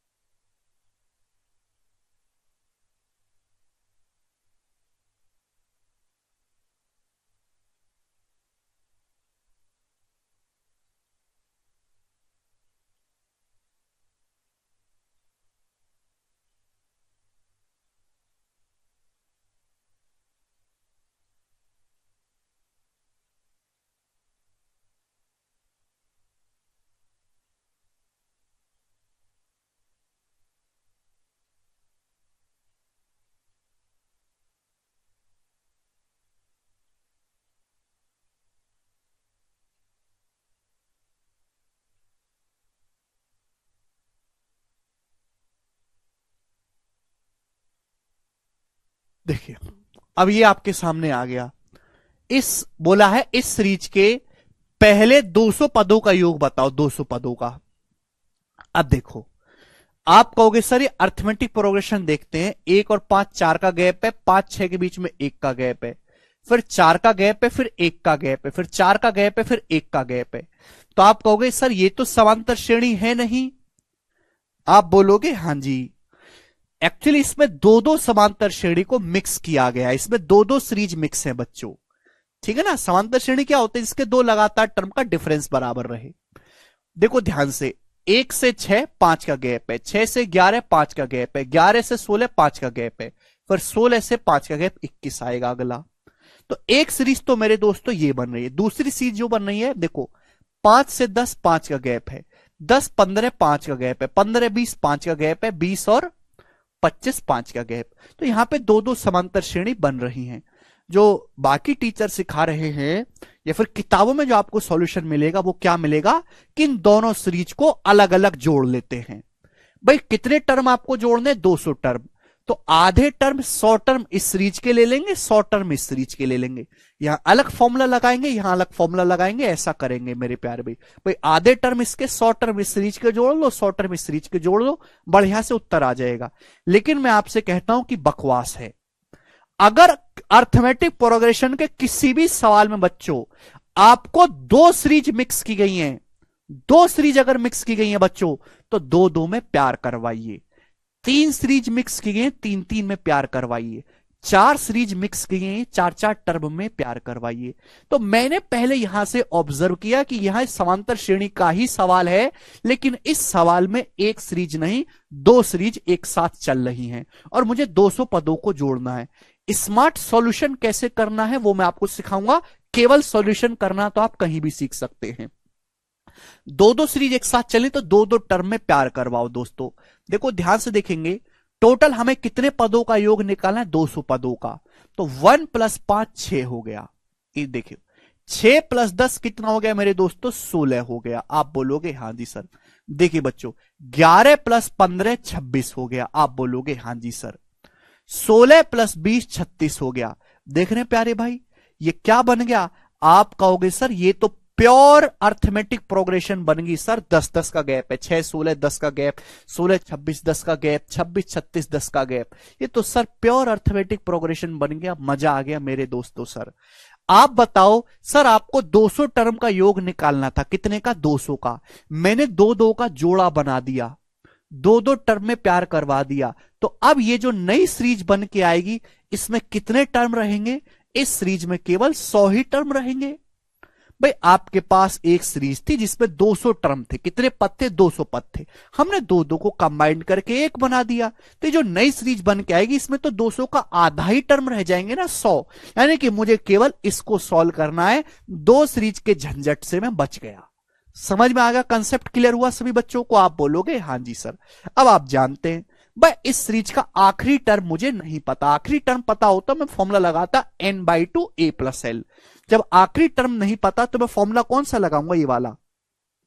किसी भी समांतर श्रेणी के n टर्म्स के योग का फॉर्मूला n/2 ब्रैकेट में 2a + n-1 × d। आप बोलोगे जी सर 100 टर्म का योग निकालना है तो 100/2 50 ब्रैकेट में 2a का मतलब 2 × 12 + n-1 यानी कि 100 - 1 99 इंटू कॉमन डिफरेंस कितने का आएगा बच्चों, 10 का कॉमन डिफरेंस आएगा। तो 50 गुणा, अब ये 99 गुणा 10 990 है। 990 में जब आप 12 जोड़ेंगे 1002। तो 50 की जब बच्चों 1002 में गुणा होगी तो 50,100। 50,100 इस सवाल का आंसर है। सी ऑप्शन करेक्ट है। 50 की पहले 1000 में गुणा कर लो 50,000, फिर 2 में 100, तो 50,000 में 100 जोड़ दो, ये उत्तर आ गया। बताइए है मजेदार। तो आपको ये तरीके एग्जाम में डेवलप करने हैं और कि ये एग्जाम का समय कम है। आपको बताऊं कि पहले जब मेंस का पेपर होता था सीजीएल का, तो 120 मिनट मिलते थे 2 घंटे में, जिसमें आपको 100 सवाल करने होते थे। तो एक सवाल के लिए आपको दिए जाते थे 72 सेकंड, 72 सेकंड मिलते थे, 1.2 मिनट। लेकिन आज आपको जो मेंस का पेपर हो रहा है उसमें 1 घंटे में 60 सवाल करने हैं, यानी कि अब आपको एक सवाल के लिए 60 मिनट ही मिल रहे हैं। हालांकि सवालों का लेवल पहले से थोड़ा कम हुआ है, आसान हो गया है, 2 साल से पेपर इजी आ रहा है, लेकिन वो लेवल कभी भी मेंटेन हो सकता है, वो कोई फिक्स नहीं है दोस्तों। अभी सीएचएल का प्री का सवाल देखो, सीआरपीएफ का पेपर आप देखो, आईसीआर का पेपर देखो, है ना, उनमें ज्यादा बेहतर सवाल पूछे गए। तो देखो समय कम हो गया है, सवाल आपको ज्यादा अटेम्प्ट करने हैं, तो आपको स्पीड मेंटेन करनी होगी। आधे बच्चे जब आप एग्जाम हॉल से बाहर निकल के आते हैं तो उसमें से 30-40% बच्चों का कहना यही होता है कि सर आता हमें पूरा पेपर था, मैं जानता बहुत कुछ था, लेकिन पूरा पेपर अटेम्प्ट ही नहीं कर पाया, पढ़ ही नहीं पाया, टाइम कम रह गया। क्यों? फायदा क्या हुआ जब तुम्हारे पढ़ने का, जब आपकी स्पीड ही नहीं है पूरा पेपर करने की, वो आपको साथ साथ डेवलप करनी पड़ेगी। मैं आपको गधों की तरह यहां से लेके यहां तक समझा दूं, आपको समझ में तो आ गया, लेकिन वो आपके दिमाग को धीरे धीरे ऐसा कमजोर और बेकार बना देगा कि आप वही रवैये पे चलते रहोगे। भाई दिमाग को जैसी ट्रेनिंग दोगे, जैसी खुराक दोगे, वे वैसे ही डेवलप होता जाएगा। थोड़ी तकलीफ जरूर होगी पर धीरे धीरे आपकी स्किल में सुधार आएगा। ठीक, चलिए आगे चलो। सवाल नंबर है आपके सामने यहां पर 11। ये बताइएगा इस सवाल का क्या आंसर है बच्चों, जवाब दो, फटाफट करेंगे सभी लोग। ये सवाल 2017 मेंस का है।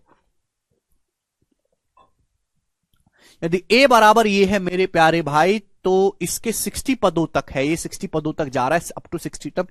ए का मान क्या है? यहां पे गौर से देखोगे तो यहां पे अभी दो दो सीरीज चल रही है, समांतर श्रेणी की दो दो सीरीज चल रही है, 1 3 5 7, दूसरी -10 -12 -14 -16। तो जब दो दो सीरीज समांतर श्रेणी की एक साथ चल रही है, तो मैंने क्या बोला, दो दो टर्म को कंबाइन करो। 1 -10 कितना आ गया? -9। 3 -12 कितना आ गया? -9। 5 -14 कितना आ गया? -9।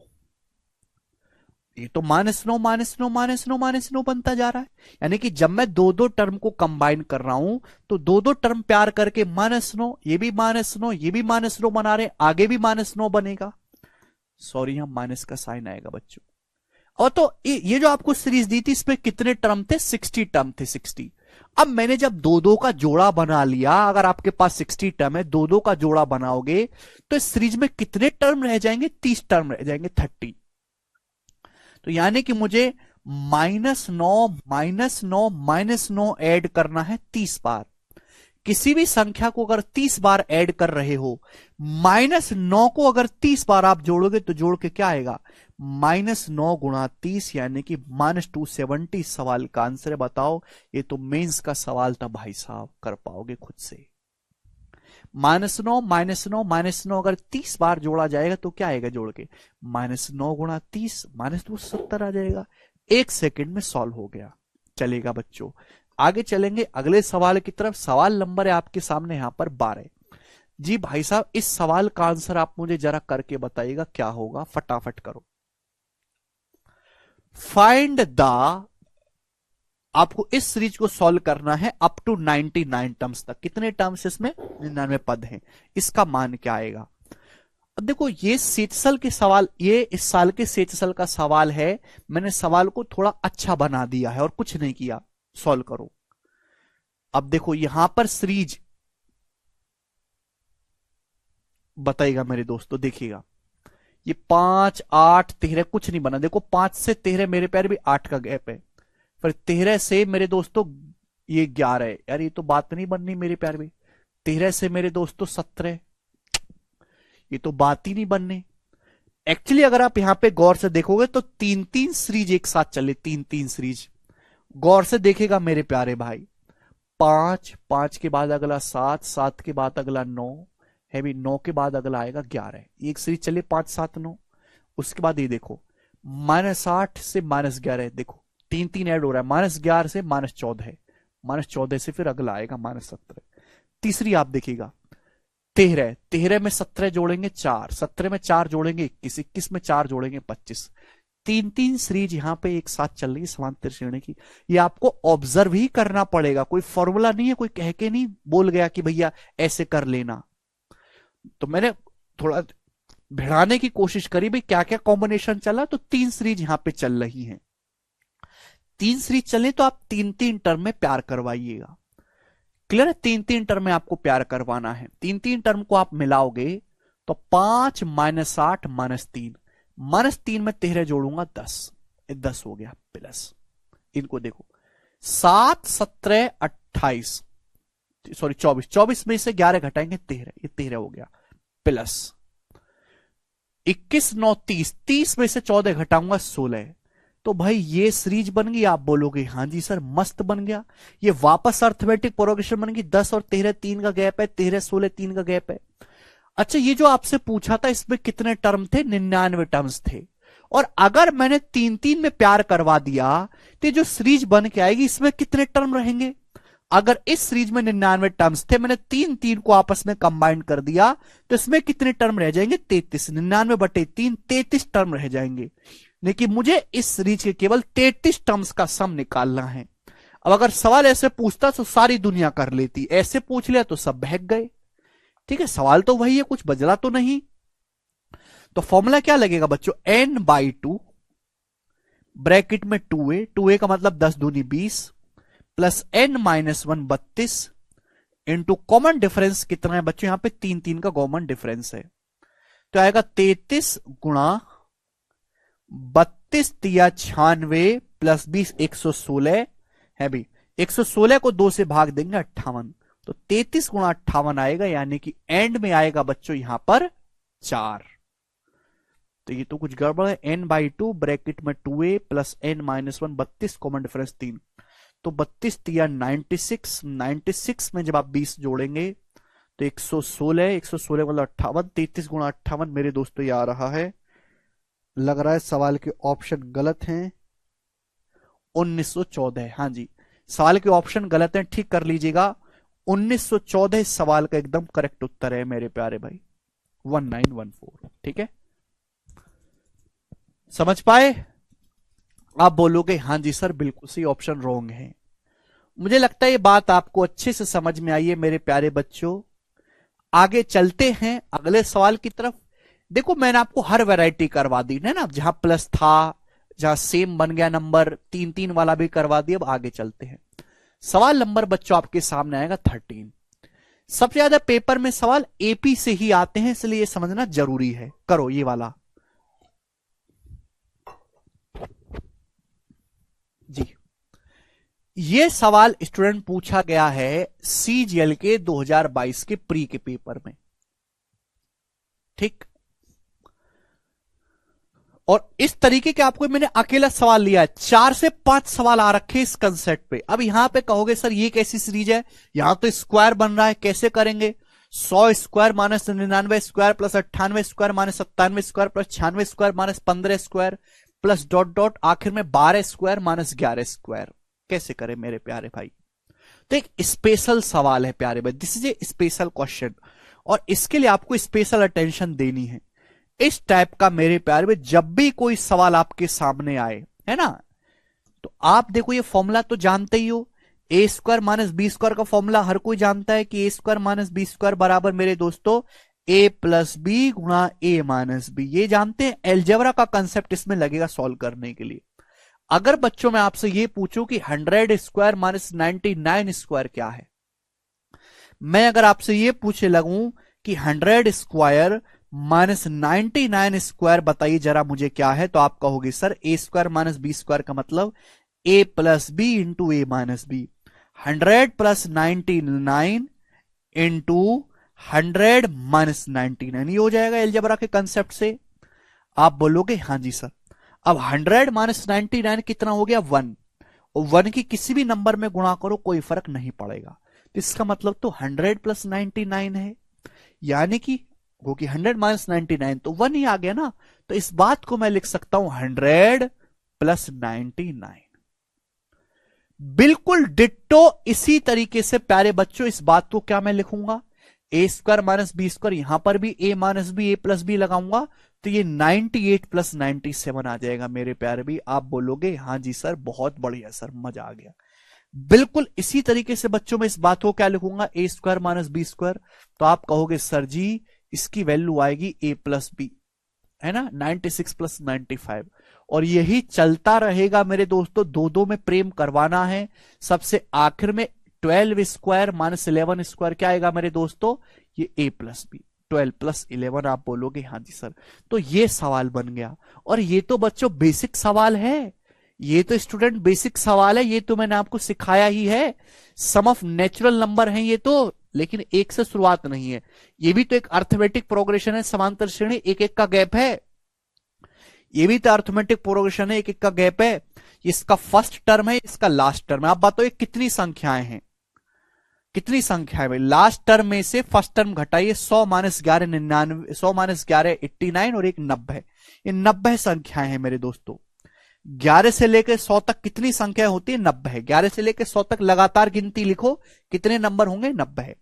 तो इनका योग निकालना है, तो n/2, 90/2 45 गुणा first term plus last term. First term है 11, लास्ट टर्म है 100, 100 प्लस 11 111, तो 45 की 111 में गुणा करेंगे, एंड में 5 आएगा, और आंसर 9 से कटने वाला होगा। 45 में 9 आता है, ये नंबर 9 से नहीं कट रहा, ये 9 से कट रहा है। ये उत्तर हो जाएगा सी ऑप्शन 4995। बताइए बच्चों आया मजा है भाई? देख लो, सोच लो, समझ लो, सीख लो।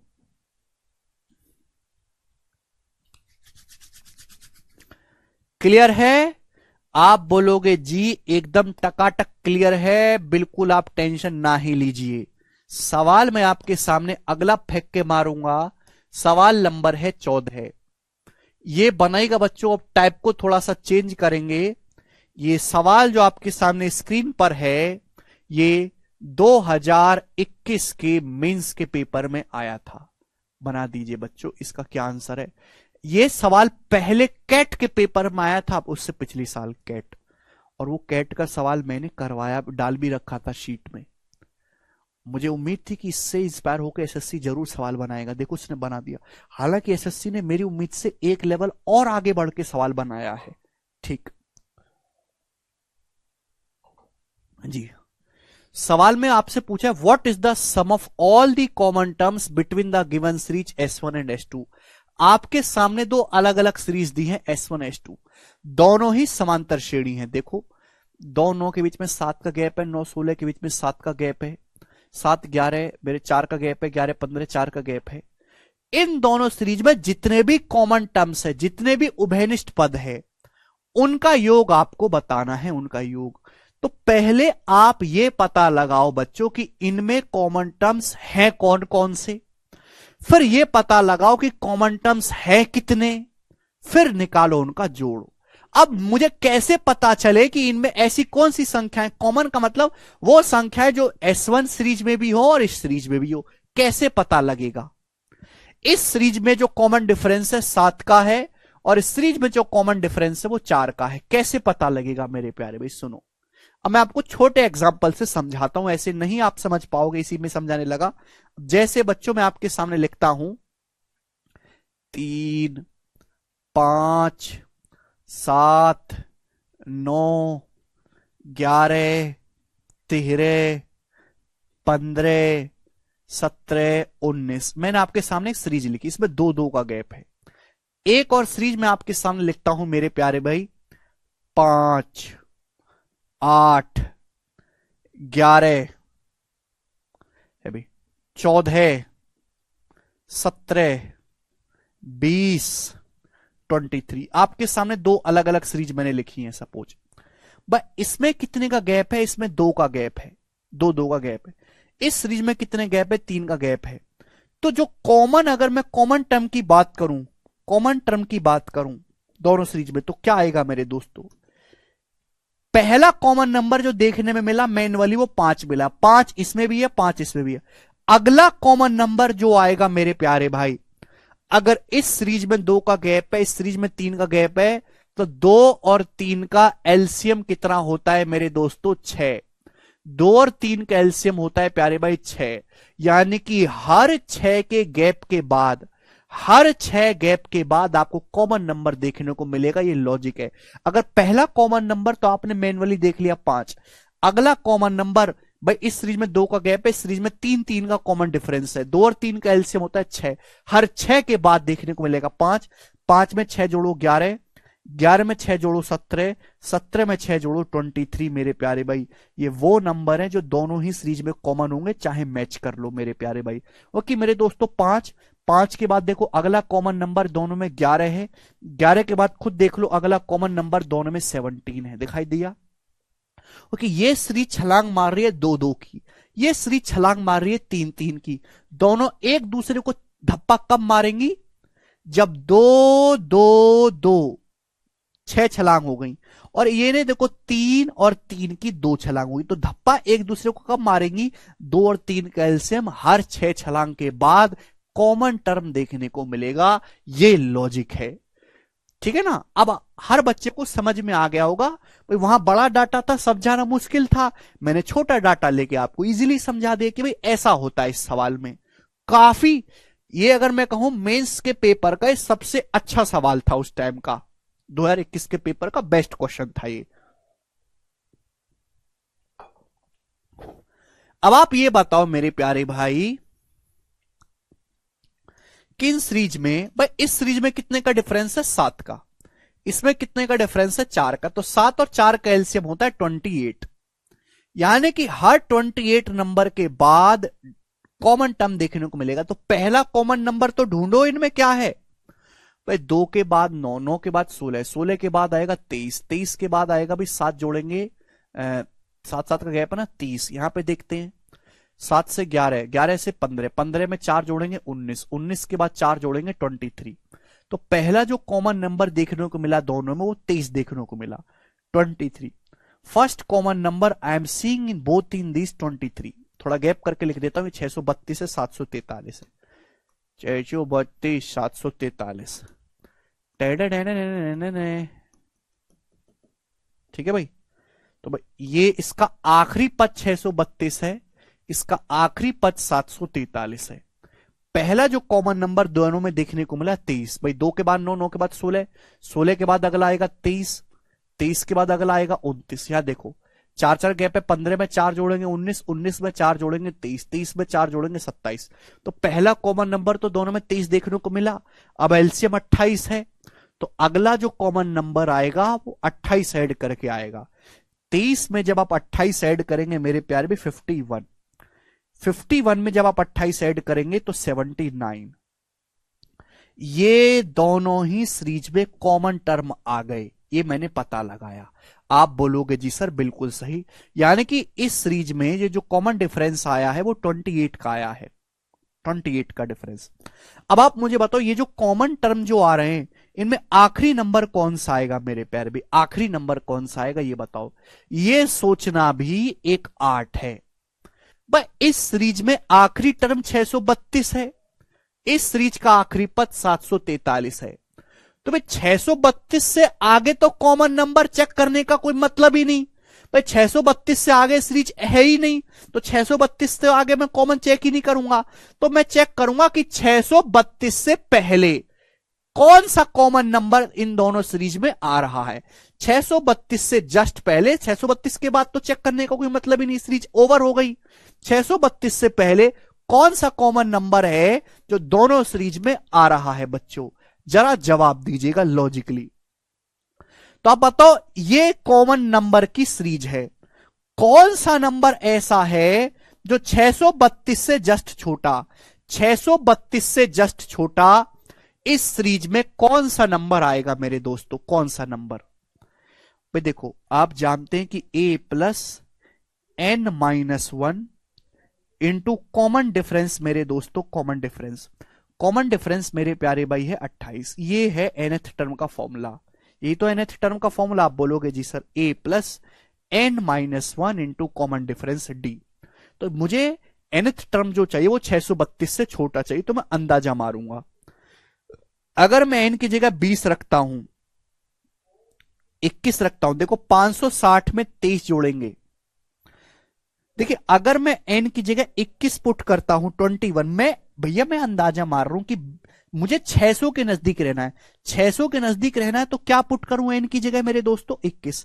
अगर मैं n की जगह 21 पुट करूंगा तो 21 माइनस 1 20 होता है, 20 गुना 28 560, 560 में 23 जोड़ूंगा 583 आया, नहीं 21 तो नजदीक नहीं पहुंच रहा, तो मुझे रखना चाहिए मेरे दोस्तों यहां पर 24, 24।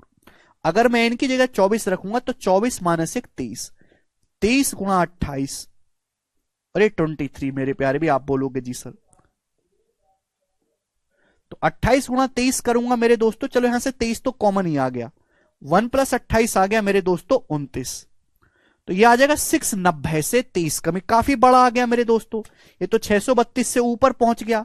तो ये नहीं 23 नहीं रखूंगा मेरे प्यारे भाई, यहां पर मैं n की जगह मेरे दोस्तों यहां पर रखता हूं 22, 22 रखता हूं मेरे प्यारे भाई 22। n की जगह सपोज मैं यहां पे 23 पुट करता हूं, 23, चलिए 23 पुट कर देते हैं n की जगह, तो 23 प्लस 23 माइनस 1 22, और ये हो गया 22 गुणा 28, ये आएगा n की जगह 23 पुट करूंगा। तो 560 में जब आप 56 जोड़ेंगे तो 616 आ गया मेरे दोस्तों, 616, 560 में 56 जोड़ेंगे 616, 616 में जब मैं 30 ऐड करूंगा तो 639 639, यानी कि इस सीरीज का जो 23वां टर्म होगा वो 639 आएगा। मुझे चाहिए 632 से छोटा, तो 23वां जो टर्म है मेरे दोस्तों वो 639 है। तो आप मुझे बताओ 22वां टर्म क्या होगा, 22वां जो टर्म होगा वो 639 से 28 कम होगा मेरे प्यारे भाई, यानी कि मेरे दोस्तों 611 होगा। आप बोलोगे हाँ जी सर, यानी कि जो लास्ट कॉमन नंबर मिलेगा वो 611 मिलेगा, और वो कौन सा नंबर होगा बच्चों? 22वां नंबर होगा। देखो आपको थोड़ा सा दिमाग लगाना ही पड़ेगा, अंदाजा मारना है एक तरीके से। मैं आपको एलजेब्रा में नहीं घुसाना चाहता अप्रोक्सीमेशन में। भाई nth टर्म का फॉर्मूला है a plus n minus one, common difference इस सीरीज का 28 है। क्या मैं ऐसा n की जगह रख दूं कि 632 से कम आए? तो पहले मेरे दिमाग में ने 21 रखने की कोशिश की, जिससे कि आया 560 प्लस 23 583। चलो 583 से थोड़ा सा ज्यादा जाना पड़ेगा, है ना, क्योंकि ये नंबर 632 है। तो फिर मैंने n की जगह यहां पर 23 पुट किया। तो 23 पुट किया, 23 प्लस 23 माइनस 1 22, 22 गुणा 28, तो 616। 616 में जब आप 23 जोड़ेंगे तो ये काफी ज्यादा चला गया। तो 23 ना पुट करके मुझे 22 पुट करना चाहिए। एन की जगह जब आप 22 पुट करोगे मेरे प्यारे भाई, तो 23 प्लस 22 माइनस 1 21 गुणा 28, कितना आएगा मेरे दोस्तों? 560 में जब आप 28 जोड़ते हैं 588, और इसमें जब आप 23 जोड़ेंगे मेरे दोस्तों तो ये आ गया 611। तो इस सीरीज का जो 22वां टर्म आएगा वो 611 आएगा। मतलब इस सीरीज में टोटल कितने टर्म है? 22 टर्म है, 22। तो पहले आपने ये पता लगाया कि कॉमन टर्म जो इन दोनों में देखने को मिलेंगे वो 22 देखने को मिलेंगे। ये सवाल आया था 2020 के कैट के पेपर में, और ये सवाल मैंने करवा रखा था शीट में, ठीक है ना। एग्जाम ने शायद हमारी सीट खोल के देख ली होगी, उसको लगा होगा बहुत बढ़िया सवाल, इसको डाल देते हैं पेपर में। ये सवाल आया था कि इन दोनों सीरीज में कितने टर्म कॉमन है, तो आप कहोगे सर 22 टर्म दोनों में कॉमन है, लेकिन आपसे पूछा है इनका योग। तो योग क्या आएगा मेरे दोस्तों? n/2, 22/2 11 into first term plus last term. First term plus last term हो जाएगा 634, यानी कि एंड में जो आएगा वो 4 यूनिट डिजिट आएगा। ना ये ऑप्शन है ना ये ऑप्शन है, ये वाला ऑप्शन आ जाएगा 6974। बहुत ही बेहतरीन मेरे दोस्तों सवाल है, मजेदार, दिमाग की नसें खोल देने वाला। ठीक है बच्चों, चलिए आज की क्लास को हम यहीं पे विराम देते हैं। बाकी के सवाल